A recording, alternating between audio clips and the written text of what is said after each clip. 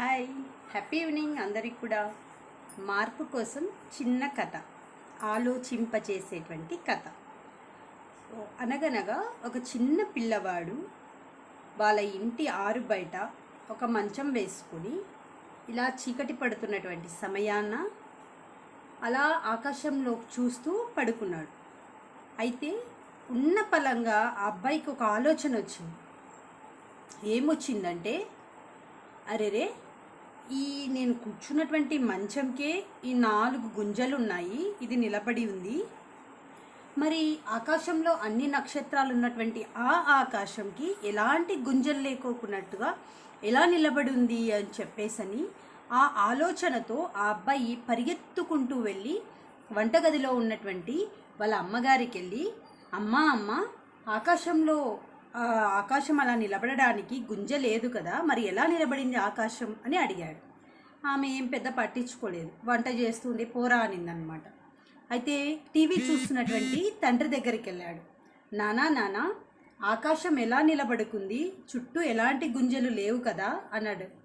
వాళ్ళ నాన్న టీవీ చూస్తుంటే, మళ్ళీ చెప్తాను పోరా అన్నాడని. అంటే అబ్బాయి ఏదో తెలియనితనంతో అడుగుతున్నాడని. అయితే చదువుతున్నటువంటి వాళ్ళ అక్క దగ్గరికి వెళ్ళాడు అబ్బాయి. అక్క ఆకాశం ఎలా నిలబడింది కింద పడిపోకోకుండా, చుట్టూ ఎలాంటి గుంజలు లేవు కదా అంటే, పోరా నేను చదువుకోవాలి అనింది.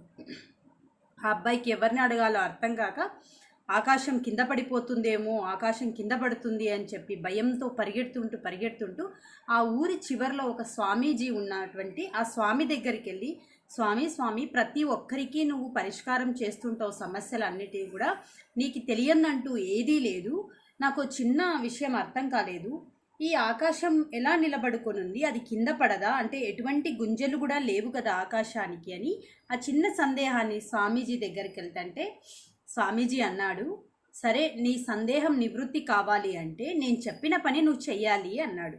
సరే స్వామి, నువ్వేం చెప్పినా నేను చేస్తాను, నాకు ఆ సందేహం క్లియర్ కావాలి అన్నాడు చిన్న బాబు.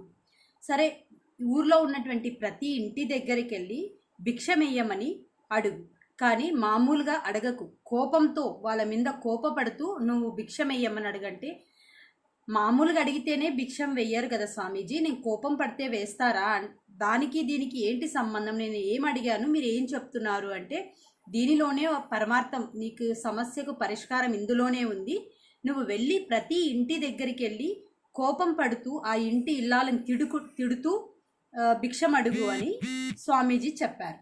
సరే, స్వామీజీ చెప్పారంటే ఏదో ఒక అర్థం ఉంటుంది అని ఆ పిల్లవాడు ప్రతి ఇంటి దగ్గరికి వెళ్ళి భిక్షం అడుగుతూ ఆ ఇంటి ఇల్లాలని తిడుతూ ఆడిపోసుకుంటూ అడుగుతున్నాడనమాట.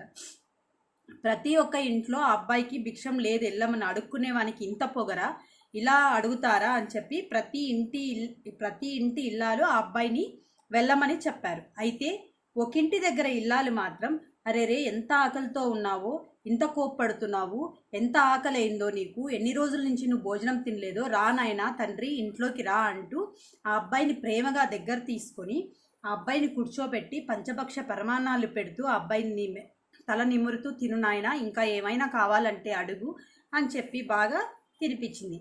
ఇంకా ఆ అబ్బాయి అంతటితో ఇంకా ముందు ఇళ్ళ దగ్గరికి వెళ్ళలేదు, పరిగెత్తుకుంటూ తిరిగి స్వామి దగ్గరికి వచ్చి, స్వామి, అందరి ఇంటిలో నేను తిడుతూ పెడితే ఎవరూ భోజనం పెట్టలేదు, ఒక ఇల్లాలు మాత్రం నేను అన్ని ఇంటి దగ్గర తిట్టినట్టుగానే తిట్టినా ఎంతో ప్రేమతో నన్ను దగ్గర తీసుకొని ప్రేమతో భోజనం వడ్డించింది, కారణం ఏమంటారు అంటే, నీకు ఇక్కడే నువ్వు అడిగినటువంటి ప్రశ్నకు సమాధానం దొరికింది అని అంటాడనమాట స్వామీజీ. అంటే ఎలాగా అంటే, వాళ్ళేనైనా ఆకాశానికి గుంజలు అని అంటారంట. అంటే ఇలాంటి మంచితనం ఉన్నటువంటి వాళ్ళు ఉన్నన్నాళ్ళు ఈ ఆకాశం పడిపోదు, వాళ్ళే మూల స్తంభాలు ఈ ఆకాశం పడిపోకోకుండా ఉండడానికి అనేసి స్వామీజీ చెప్తారంటే, జీవితంలో మంచి వాళ్ళు ఉన్నంతకాలం ఎలాంటి ఆపద అనేటువంటిది రాదు.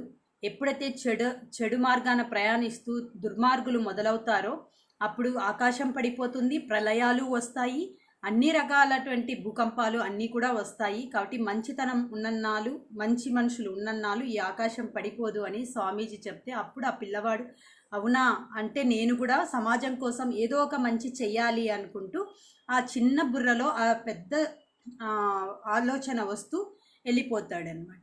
కాబట్టి పిల్లలు ఏదో ఆలోచించారంటే పిల్లలు దేవుడితో సమానం, వాళ్ళకు ఆలోచన వచ్చింది అంటే ఖచ్చితంగా అందులో ఏదో ఒక పరమార్థం ఉంటుందని ఈ చిన్న కథ యొక్క నీతి. థ్యాంక్ యూ అని అండాలి.